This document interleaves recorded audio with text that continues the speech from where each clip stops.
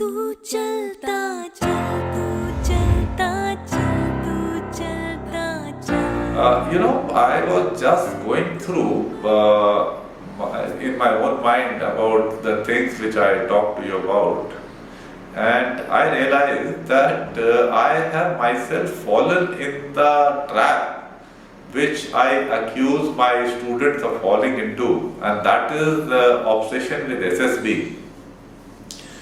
And I realized that a very important aspect of personality development, that is maintaining a balance between production and production capacity, is something which I have as yet not spoken to you about, nor have I written it in the book which I have shared with you.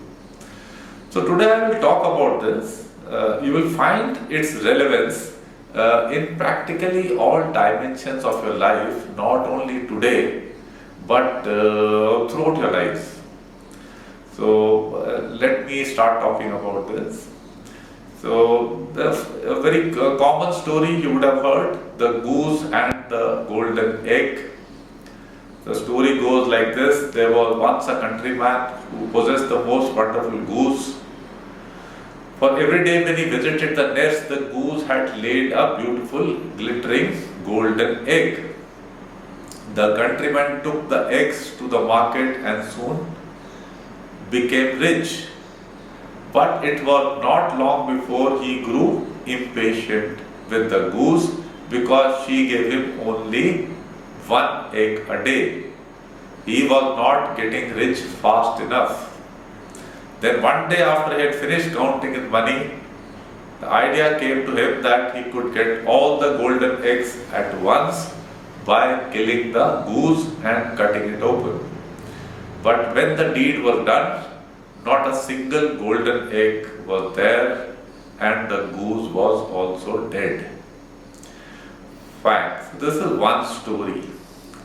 Another very popular story goes like this: that every morning in Africa, a gazelle wakes up. It knows it must run faster than the fastest lion, or it will get killed. Every morning a lion wakes up. It knows it must outrun the slowest gazelle, or it will starve to death. So it does not matter whether you are a lion or a gazelle. When the sun comes up, you would better be running. Okay. So why I am telling you all these things, let us understand what is production and what is enhancing production capacity. As far as you students are concerned, when you are studying, that is your production, that's the work you are doing. At my stage, when I am guiding you people, that is the work I am doing. Invariably, what happens that, not so much in the case of students, in the case of workers, they get into a syndrome that if they have done their work adequately, then that is the end, and thereafter we have discussed the time management metrics. They go on to the quadrants of 3 or 4. So they do not invest in their personal growth. So those are the aspects which we include in enhancing production capacity. So like at my level, whatever studies I will do to enhance my capabilities would be enhancing my production capacity.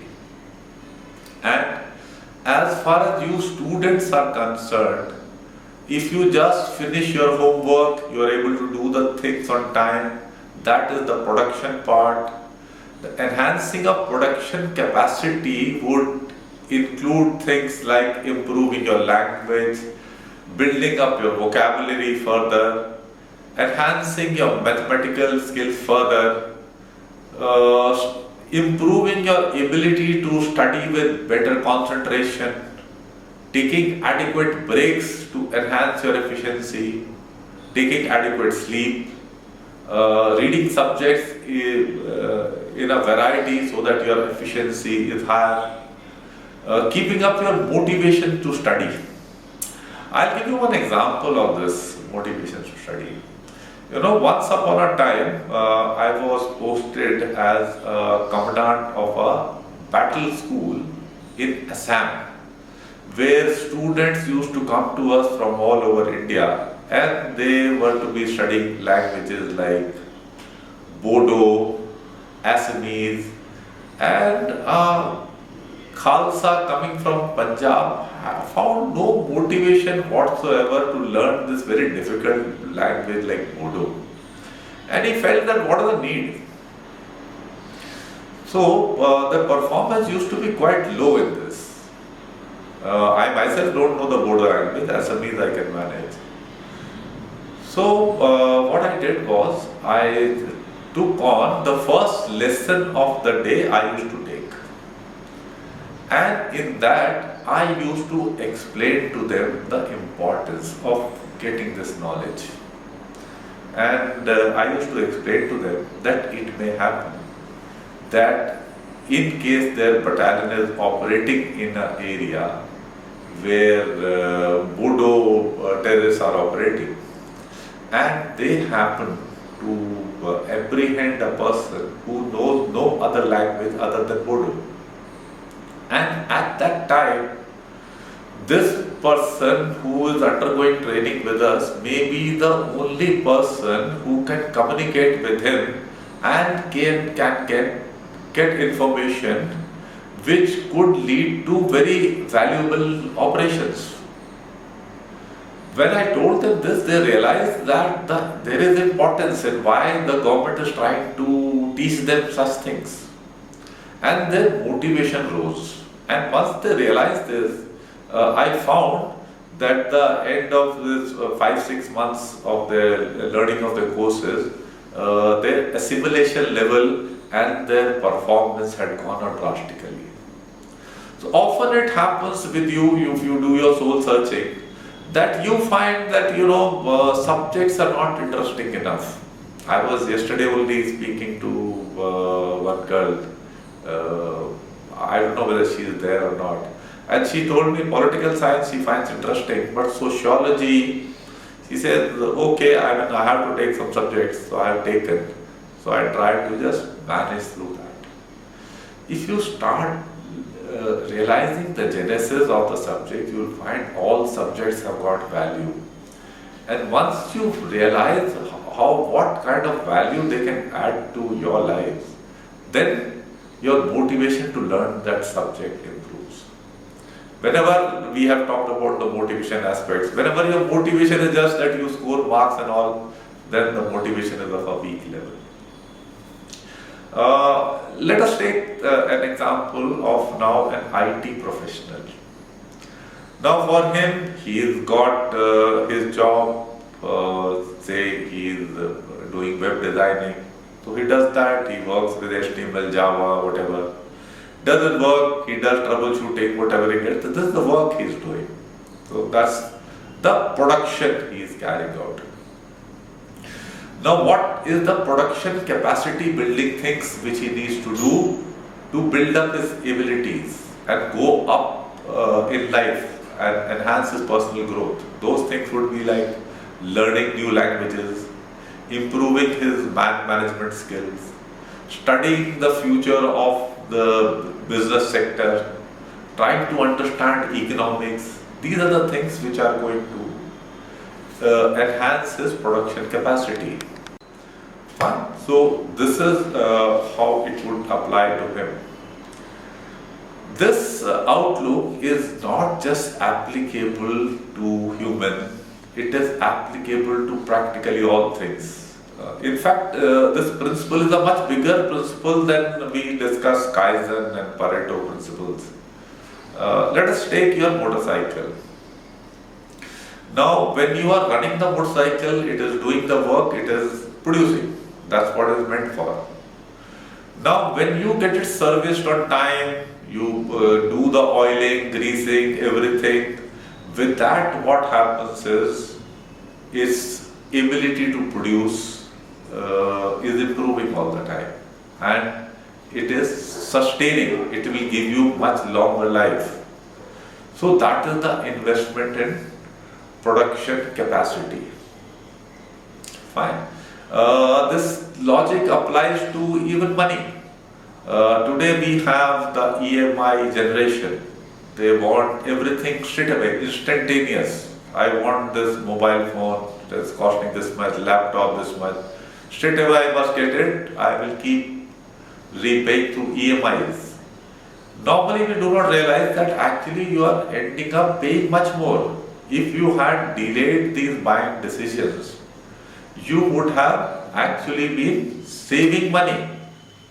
And from the savings which you would have,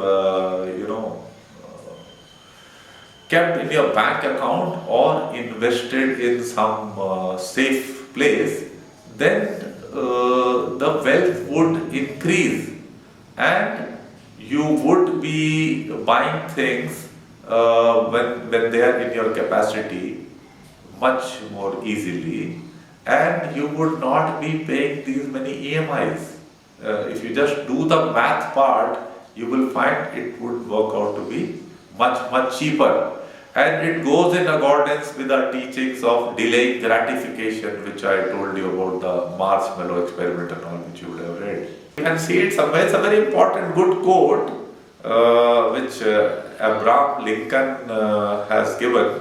He said that if I had 8 hours to cut a tree, I would spend 6 hours in sharpening the axe. So the same thing, that when you have a sharper axe, when your capacity is better, your output will not only be better, you will take 2 hours only to cut the tree. Later on also, you would be working with greater efficiency and your production would be higher. Fine. The converse is also true. And the converse is true in that, you know that I keep talking to, there are so many students who remain eternal students, finished graduation, 1 year drop, 2 year drop for UPSC preparation. Now, they are going by the converse logic that they are not utilizing their, they are not producing at all. They are only going on enhancing their production capacity. That is also being unfair to themselves. You have to have a balance between production and production capacity.